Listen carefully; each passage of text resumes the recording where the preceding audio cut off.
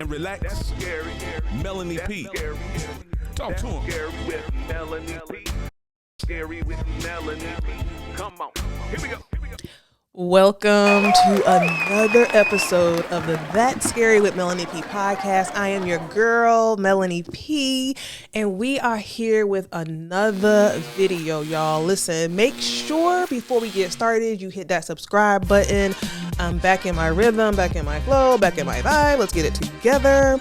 And I am here to talk about the diss track heard around the world between Chris Brown and Lil Quavo, y'all.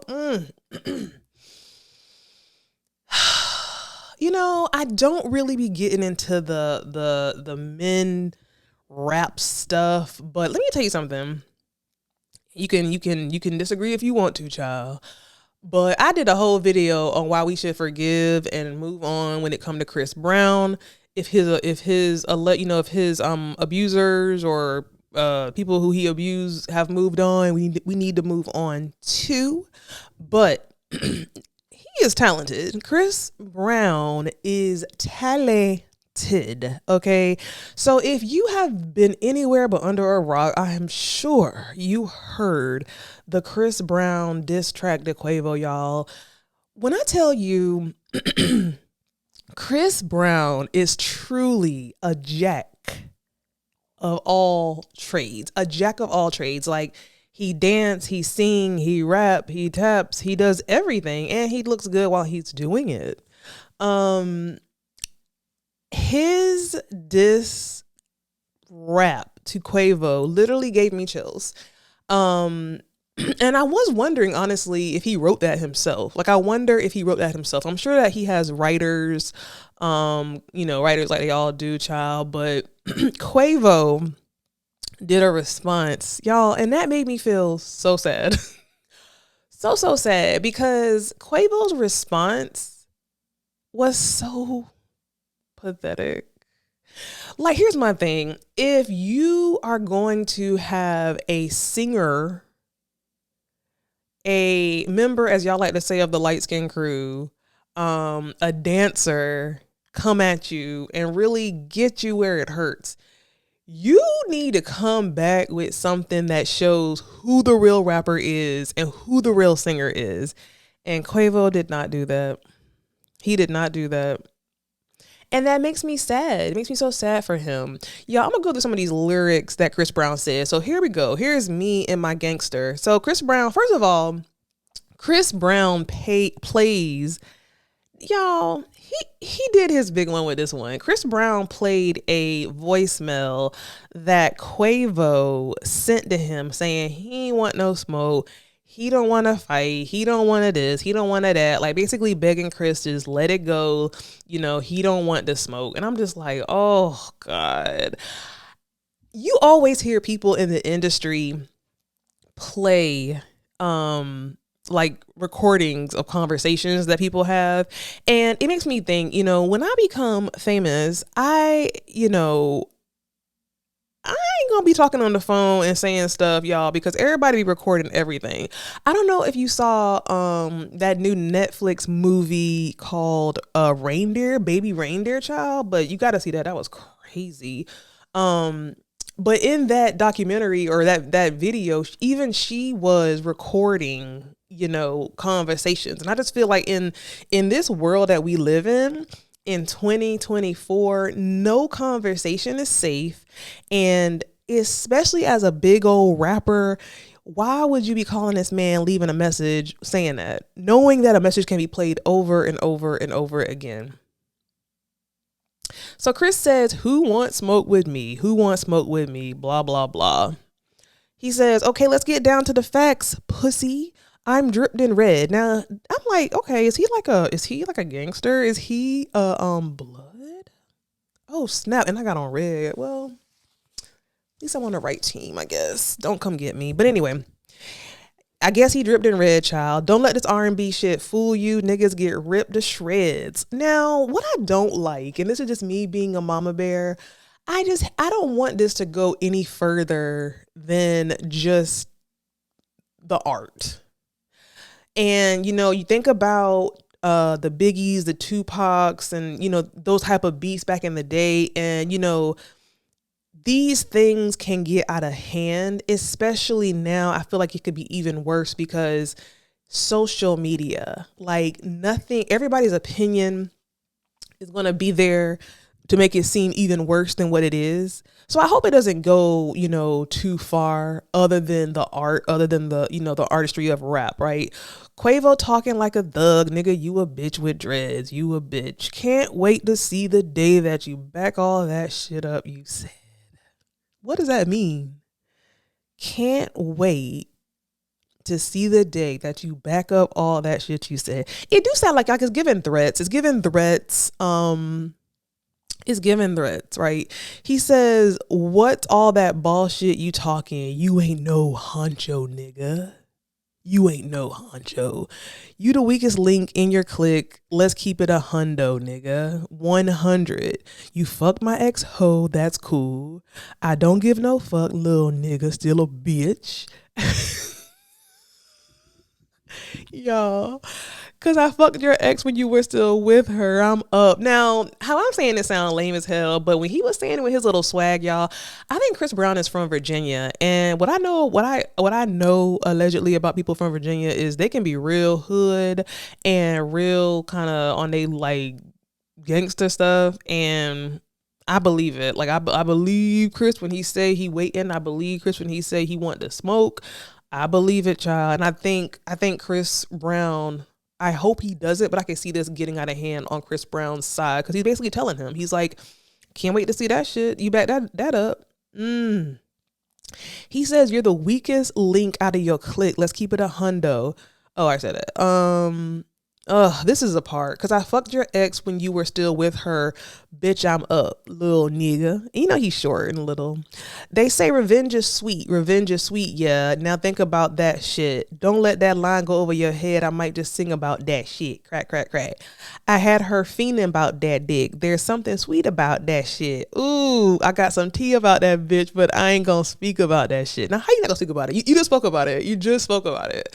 Now, I hate that they're bringing, you know, Sweet T's body count into this. And I get it. They don't care. I mean, you know, I don't think Sweet T and Chris Brown were ever together. So if they did sleep together, it was just like a one and done type situation. So there's no loyalty there. And not listening to another thing, like, you know, I saw online where they was talking about, you know, comparing Sweet Tea to Meg Thee Stallion and saying that, you know, we're such colorists because we came after Meg Thee Stallion's neck because she was out here hoeing, but now we hear about Sweet Tea or Sweetie hoeing and y'all applauding her. Now, I think it's very two extreme different circumstances. I don't know much about Saweetie. I'm not a big Saweetie fan. I honestly think her music is trash and, you know, she just has a lot of pretty privilege that gets her into these spaces. I don't look at her as a rapper. I don't look at her as a threat. I look at her as somebody who is just a beautiful girl who is just taking advantage of her beauty and let her coast and ride in the industry. And look, more power to you, girl. Like, I mean, she's getting those brand deals, you know, her name is out there. She getting paid, she getting money, and she getting money from these little men. So at the end of the day, do what you got to do. But I do not consider her a lyricist. I do not consider her up there with the Cardis and the Nicki Minaj's and the Lottos. Like she's like at the very, very bottom, in my opinion, when it comes to the rap stuff, right? But him bringing her name up and saying that, you know, he had sex with her while she was dating Quavo. I mean, it is what it is. I just hate when men bring up women as a dagger, as a bullet, and you putting this girl business out there. You know what I'm saying? If it's true, but I don't think he would lie about that, honestly. Now, I do remember when it was like this footage of them at this basketball game. And they were sitting next to each other. And from what I remember, they acted like they didn't even know each other. So I thought that was really weird. Like if they slept together, maybe it was that weekend, that day, or after the fact, but they didn't talk to each other from what I saw. Like it seemed very much like stranger energy. Sweet Tea. Oh God, sweetie, the girl, just sit down. She has a new song coming out, and girl, what is it? I heard her new song, a piece of it on TikTok, and I thought that it was a parody. I did not think it was a real song. I thought it was just like her making a joke or like doing a parody out of something, but it's like a real song because when she heard this diss track about Chris Brown, she said, "Let me go back and like change my lyrics, I guess, to have something to say about this." Girl, mm-mm, no. Chris Brown says he had her feeling about that dick, blah blah blah blah. I ain't a I ain't playing chess with a checker player. I'm a ticking bomb on that detonator. I shit on niggas, I'm a defecator. Ooh. I'll put Migo on a ventilator. Okay, Dr. Seuss. Stop talking about beating girls. You was beating bitches on the elevator. Now he doing good, y'all. It's really hitting. It is really hitting. You seen the tapes, that's devastating. More rhymes. You doing bad, you a bitch, and your music trash. Fashion week, they sat me next to your lame ass. I was truly mad. All I kept thinking about was breaking your face, but I gave you a pass. You lucky I ain't wanna fuck the money up, boy. I would have broke you in half, boy. Quit trying to be tough. You ain't like that. Why you keep showing off? Quit talking about drugs. You the only pack that I've ever seen smoking.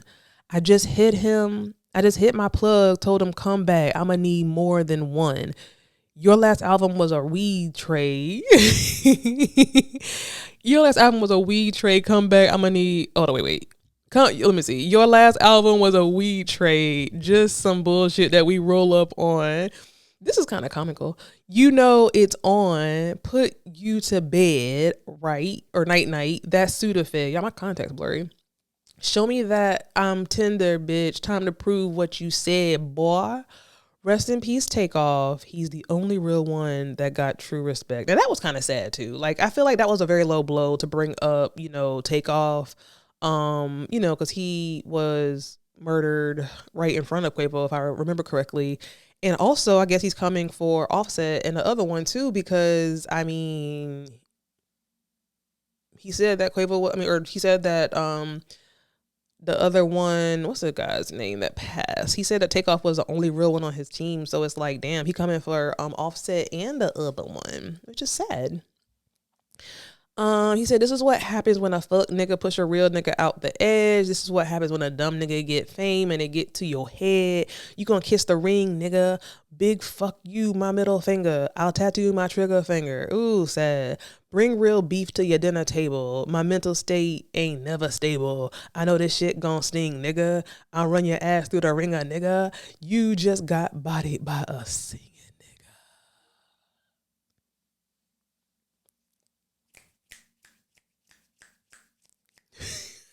Listen, Chris did that. Chris did that. He had the rhymes. He captured our attention. He had the comedy in it. He was very point blank period. He kind of went super low. I am not even going to go over what Quavo responded back with because I heard the first few lines of it and it was very sad. I couldn't listen to it anymore because I felt so bad and so embarrassed for him. It was very sad. Now, again, I'm praying and I'm hoping that this just stays with the artistry. But I feel like, the light skin's coming for y'all because we got Drake, we got Chris Brown, and we got my boy from North Carolina with the J. Cole coming for y'all. And they want their spot. I just hope it stays in the artistry. Now, I heard something where there's going to be some type of something that comes out as it relates to some big rapper other than P. Diddy pretty soon. That's going to be very, really, really bad. And I'm like, child, it can't get no worse. It can't get no worse. It can't get no worse than Diddy. And now the light skin versus the other people. Rick Ross calling Drake a white boy. I mean, it's very sad. It's crazy because Drake is on every damn Rick Ross song that I like. So, I mean, pick a side. But maybe this is all a scheme that Todd set up, Maybe it's all a scheme. I don't know, y'all, but let me know what you think about Chris Brown diss track. Is he about to be a rapper? I mean, he's rapped before. Like he's rapped actually a couple of times before. I guess singing rap, and this is a full blown rap. So he's on his Drake shit. And listen, now if this is all because of Karrueche Child and Quavo and Karrueche dating, that's another story. And Chris Brown did say in his lyrics that his mental is never stable, and I can believe that. I feel like Chris Brown is the kind of person that might have a little bit of ADHD type situation going on. If I could just assume, allegedly, but he the kind of person that his lyrics are saying it, ticking time bomb, mental state is not stable. Like we can kind of see by how he reacts to things and to these women in the past, and he seems to have kind of an explosive side. So I hope it just stays in the music. Listen, y'all, let me know what you think about this Chris Brown, Quavo, Drake, Rick Ross stuff going on. I want to hear your comments. I want to hear your thoughts. Did you like how I rhyme? Should I be a rapper in my next life? Make sure you hit that subscribe button, and I'll see y'all next episode.